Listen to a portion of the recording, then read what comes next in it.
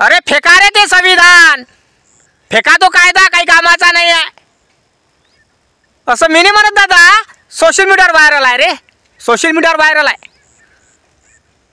बाबासाहेबांना मानणार असेल ना तर हा व्हिडिओ पाय. आणि जो बाबासाहेबांचं संविधान वाचतो, संविधानासाठी तो लढतो, संविधानाचा वैचारिक प्रणालीचा एक शीर्षक असन, तो एक व्यक्तिमत्व असन, तर त्याने हा माझा व्हिडिओ बघावा. आणि तुमच्या घरी आई आणि बहीण, लहान मुलगी असन तर तुम्ही हा व्हिडिओ बघायचा म्हणजे बघायचाच. स्त्रियांनी हा बघायचा, पुरुषांनी बघायचा, लहान मुलांनी पण हा व्हिडिओ बघायचा. कळलं काय? फेसबुकवर बघत असाल तर फॉलो आणि शेअर करा, आणि यूट्यूबवर बघत असाल तर लाईक आणि चॅनल सबस्क्राईब झालंच पाहिजे. कमेंट करून सांगा खरं बोलतो की काय. आणि व्हिडिओ बघा दादा. बाबासाहेबांचं संविधानाला लाछन लावणारे लोक सोशल मीडियावर फोकलट गोष्टी फेकून राहिले, सोशल मीडिया व्हायरल होऊन राहिल्या की मालेगावातील तालुक्यातील घटना, चिमुकलीवर अत्याचार झाला, न्याय भेटला नाही अजून. तर माय म्हणणं एकच आहे द्यायले सांगायचं, दादा जे बाबासाहेबांचं संविधान आहे हे फोकलट लोकांच्या हातात आहे, भ्रष्टाचारी लोकांच्या हातात आहे. कारभार कोण सांभाळून राहिलं? अंगणवाडी नापास, 8वी नापास, 10वी नापास, 12वी फेल. विचार करा, तुम्ही विचार करा. हे सांभाळून राहिले संविधान.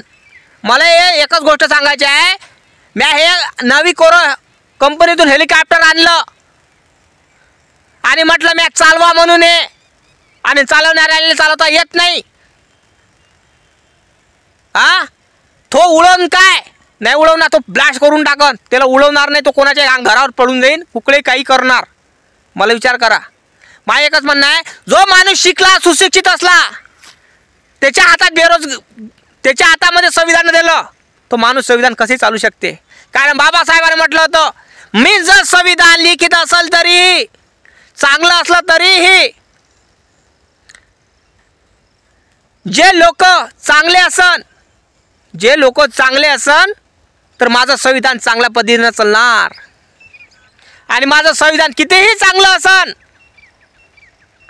आणि बेकार लोकांच्या हातात असन तर संविधान बेकारच चालणार. आणि लोक संविधानाला बेकार म्हणणार, सरकारला नाही.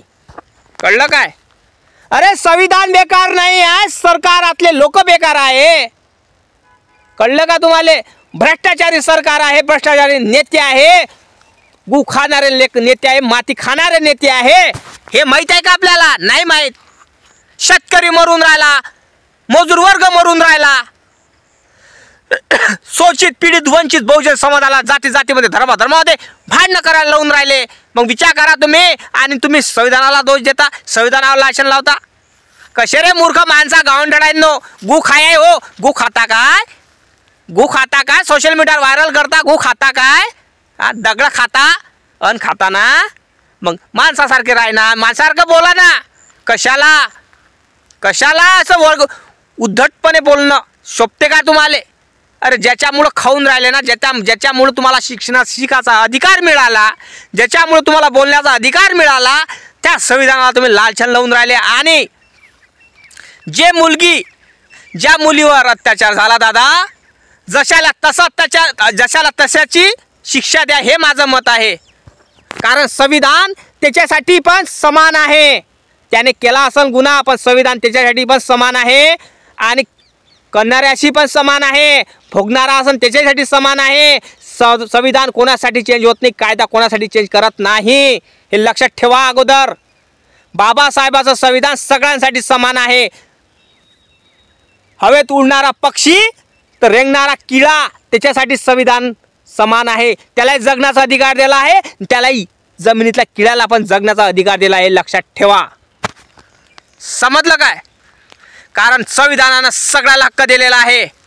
आणि तुम्ही म्हणून राहिले संविधान बाबासाहेबाचं त्या मुलीला न्याय देऊन राहिलं नाही आणि त्या हरामखोराला शिक्षा देत नाही, तर तुमचं एकच म्हणणं बरोबर आहे. पण मी सांगतो तुम्हाला, इथे ऐका. संविधानामध्ये त्याला कुठली शिक्षा द्यायची हे तर आहेच, पण माझं एकच म्हणणं आहे, व्यक्तिमत्वात म्हणून सांगून राहिलो, पर्सनलमध्ये सांगतो तुम्हाला, की जसा आपला बळी गेला तसा त्याचा पण बळी गेला पाहिजे, हे माझं मत आहे. कळलं काय? जसं आपण भोगलं तसं त्यानं पण भोगलं पाहिजे. ह्या विचाराने चाललं पाहिजे. अरे मेणबत्त्या गेल्या, जाई नका. मेणबत्त्या पेटवायची काहीच गरज नाही. आता पेटवायचं असन तर रान पेटवा. जो करतो ना त्याला पेटवा. कारण यूट्यूबवर दादा जास्त करून माझे व्हिडिओ जातात, त्या कारणामुळे मला व्यर्थ बोलता येत नाही. त्या कारणामुळे मी क्षमा मागतो, मी जास्त बोलू शकत नाही त्याच्यात. तर ह्या कारणामुळे मी तुम्हाला एकच सांगतो, मी एकच सांगतो तुम्हाला दादा, की बाबासाहेबांना आणि बाबासाहेबांच्या संविधानाला लालसन लावू नका. कारण बाबासाहेबांचं संविधान अडफण लोकांच्या हातात आहे. बरं, बाबासाहेबांचं संविधान अडफण लोकांच्या हातात असल्यानं हे संविधान कसं चालवणार ते विचार केला का तुम्ही? या गोष्टीचा नाही केला ना. संविधान चालण्यासाठी सुशिक्षित लोक पाहिजे दादा, शिकलेले लोक पाहिजे. अंगणवाडी नापास लोक कसे चालवणार रे भारताले? कसं चालवणार संविधान? त्याच्यातले संविधानातले कलमा कसे चालवणार? कायदा कसा चालवणार? कारण चालवणारे अनफळ गवार आहे, बिनडोक्याचे लोक आहे, गाढव आहे. याचा विचार केला का तुम्ही? नाही केला ना. त्या कारणामुळे मी तुम्हाला एकच सांगत आहे, गोर गरीब पीडित शोषित वंचित माझा बहुजन समाज जागा हो. आणि तुम्ही दोषी आहे. सरकारला दोष देऊन काही चालत नाही. तुम्ही निवडून दिलं त्या माणसांना आणि तुम्ही खुर्चीवर बसवलं, त्याच्यामुळं भोगा. कारण तुमचा लाडका भाऊ बाबासाहेब आंबेडकर आहे, छत्रपती शिवाजी महाराज आहे. त्या माणसांना पैसा वाटता, त्या माणसाला सगळं तुम्हाला राखीनं बांधता. तो माणूस असा भाऊ ठरला का त्याने तुमच्या इज्जतीची रक्षा केली. पण तुमचा भाऊ हा मुख्यमंत्री देवेंद्र फडणवीस असतानाही तुम्हाला पैसे देऊन बहिणी बनवल्या, पण तुमची सुरक्षा करत नाही. मग विचार करायची गोष्ट किती नालायक सरकार असायला पाहिजे. ते नालायक सरकार नाही आहे, नालायक ह्या महाराष्ट्रातल्या लाडक्या बहिणी आहे. कळलं का? या गोष्टी झोमत असेल तर झोमू द्या, कमेंट करून सांगा खरं बोलतो की काय. महाराष्ट्रातल्या नालायक ह्या लाडक्या बहिणी आहे. कळलं काय? नालायक लाडक्या बहिणी आहे. कुत्र्यासारख्या पैशाचा मागं धावते, तशा बकऱ्या असते तशा धावते. मरणारा मरून राहिला, जगणारा जगून राहिला, श्रीमंत होणारा श्रीमंत होऊन राहिला. आणि महाराष्ट्रातला शोषित वंचित बहुजन समाज, गरीब समाज, मजूर समाज, मजूर वर्ग हा फुटपाथवर मरून राहिला दादा. कोणामुळं? ह्या लाडक्या बहिणीच्या 15 टिकल्यामुळं. कळलं का या गोष्टी? मी तेच सांगून राहिलो मी तुम्हाला, की आपण बोलतो सरकारला, पण सरकार तर आपण आणतो हो निवडून. सरकार आपण निवडून आणतो. सरकारचे बाप आपण आहे. सरकारचे बाप आपण आहे, सरकार नाही आहे बाप. सरकार तर आपला नौकर आहे. पण इथं उलट झालं दादा. इथं असं झालं आहे, सरकार आपला बाप झाला आहे आणि आपण निवडून देणारे आपण त्याचे नौकर झालेलो आहोत.